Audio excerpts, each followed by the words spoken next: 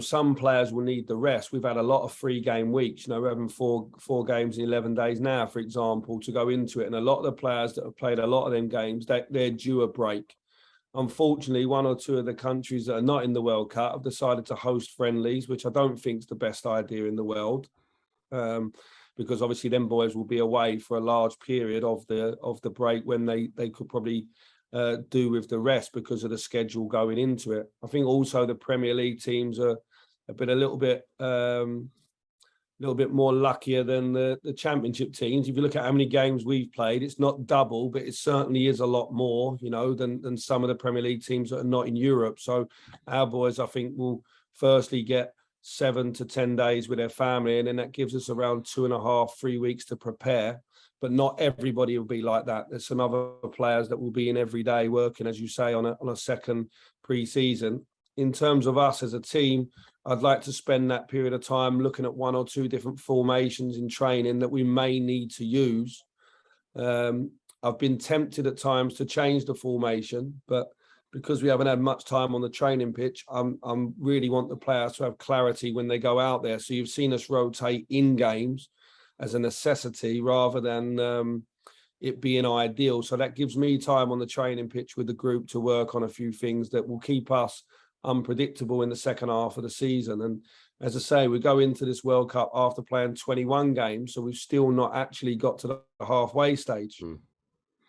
I mean, a difficult night on Friday, but you must have been kind of lifted, I guess, by Sinclair coming on and playing sort of real minutes in I think he played 70 odd minutes. That's the most he's played, I think, if I'm not mistaken, as a pro.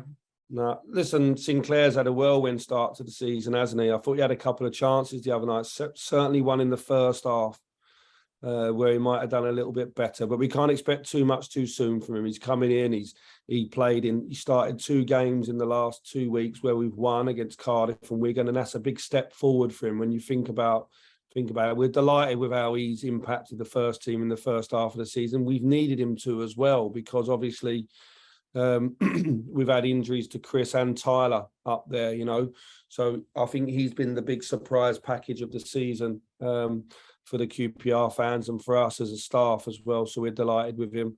I thought Friday, a lot of things went wrong in the game. This is why you got to be careful with stats, because if you look at the stats back, we had more possession, more shots on target, more corners, but I didn't think we were the better team on the night, if I'm honest. I thought they got the early goal, which was the worst thing that could have happened to us. A couple of the injuries and making the change at half-time certainly wasn't ideal.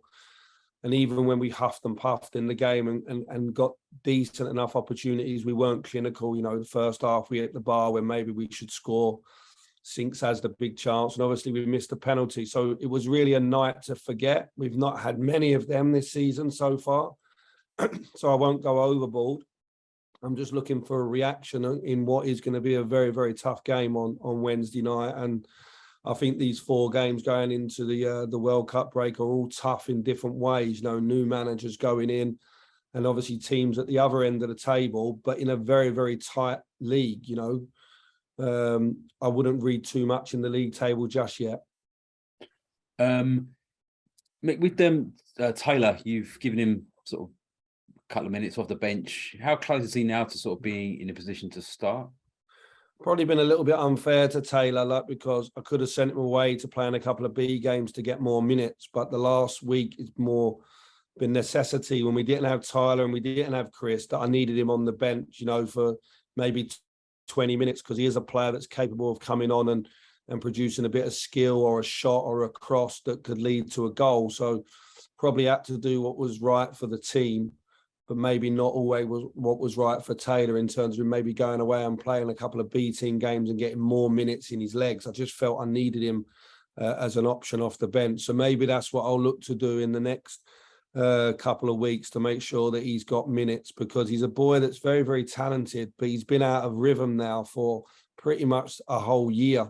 From January down, he hasn't played much football. And so I need to do what's right by Taylor at some point and make sure that he's got enough football in his legs, because otherwise I think he's coming on and everyone's possibly expecting too much too soon. And it's important that I protect him in that sense.